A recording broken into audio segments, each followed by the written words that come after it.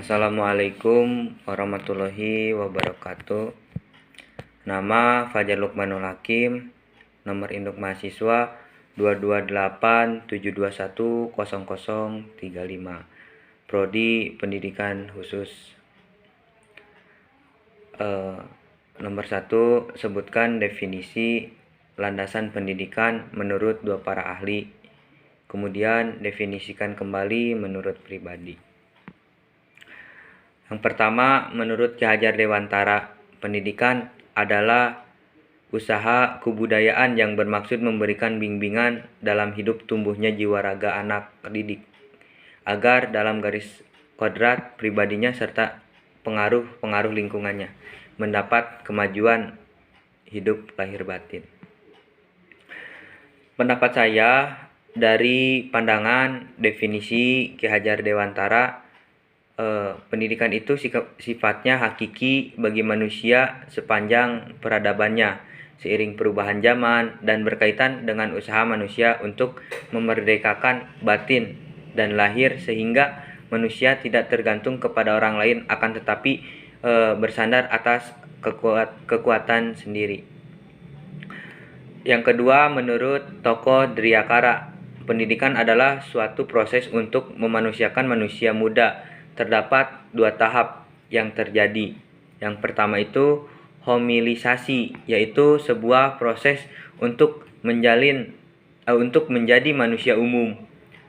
Yang kedua humanisasi, yaitu proses menjadi manusia yang lebih tinggi, lebih cemerlang, cerdas, bersinar, harus menghargai orang lain. Pendapat saya dari pandangan definisi landasan pendidikan Driyakara. Pendidikan adalah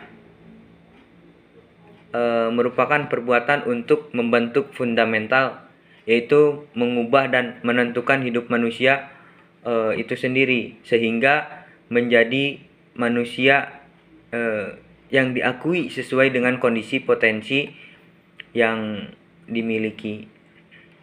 Yang kedua, soal kedua, sebutkan komponen pendidikan. Yang pertama, tujuan. 2, peserta didik. 3, manajemen. 4, struktur dan jadwal waktu. 5, isi dan materi. 6, dosen dan guru. 7, alat sumber belajar. 8, fasilitas. 9, teknologi. 10, pengawasan. 11, penelitian. 12, biaya pendidikan. Jadi komponen pendidikan itu dilaksanakan dengan mewujudkan pembelajaran yang dirancang agar peserta didik dapat mengembangkan kemampuan dan potensi yang peserta didik dimiliki. Soal nomor 3, jelaskan pilar-pilar pendidikan. Pilar-pilar pendidikan bertumpu kepada 4 pilar. Yang pertama, learning to know, belajar mengetahui. Merupakan suatu proses perubahan perilaku yang bertahan lama yang ditempuh. Untuk mengetahui artinya bahwa seseorang harus senang mencari tahu yang bertujuan untuk menjalankan proses pendidikan dengan baik. Yang kedua, learning to do, belajar melakukan sesuatu, yaitu belajar untuk berkarya, di mana peserta didik itu belajar mengetahui, belajar untuk mencari hal yang ingin diketahui, maka peserta didik tersebut diiringi dengan potensi yang dimilikinya. Ia harus bisa menghasilkan suatu karya dari potensi yang dimilikinya.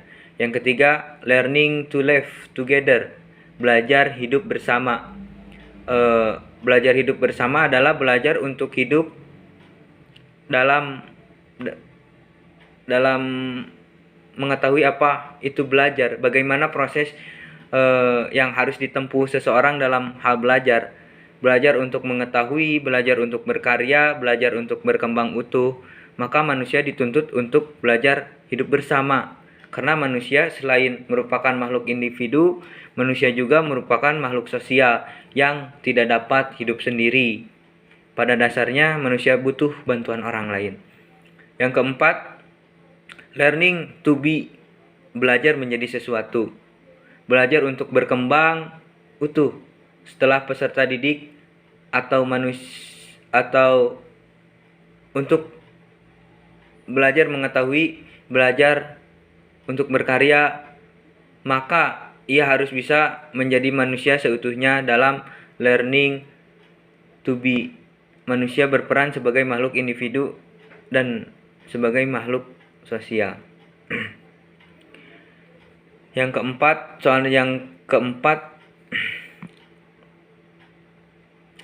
jelaskan konsep ingarso sung tuludo ing madya mangun karso dan tuturi handayani. Ingarso sung tuludo artinya menjadi seorang pemimpin harus mampu memberikan suri tauladan, harus memberikan contoh. Ing madya bangun karso artinya seseorang di tengah kesibukannya harus juga mampu membangkitkan atau menggugah semangat. Tuturi handayani artinya seseorang harus memberikan dorongan, moral, semangat kerja dari belakang. Soal nomor 5, jelaskan pendidikan sebagai ilmu dan seni.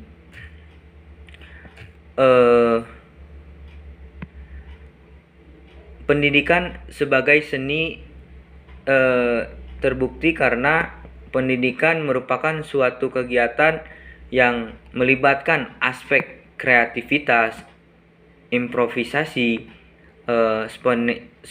spontanitas, dan inspirasi. Seperti halnya seni mengajarkan juga melibatkan emosi, penghayatan, inspirasi,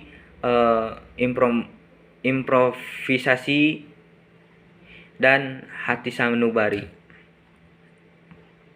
Soal nomor 6, apa perbedaan antara landasan historis dan landasan yuridis? Yang pertama itu landasan historis, yaitu nilai yang terkandung dalam setiap sila sebelum dirumuskannya dan disahkan menjadi dasar negara Indonesia secara objektif. Yang kedua, landasan yuridis. Landasan yuridis itu suatu nilai yang setelah dirumuskan, disahkan setelah menjadi dasar negara. Contohnya seperti peraturan undang-undang yang menjadi titik tolak sistem pendidikan di Indonesia, peraturan pemerintah mengenai pendidikan, peraturan undang-undang, peraturan kepresidenan yang mengatur mengenai pendidikan. Sekian, wabillahi taufik wal hidayah. Wassalamualaikum warahmatullahi wabarakatuh.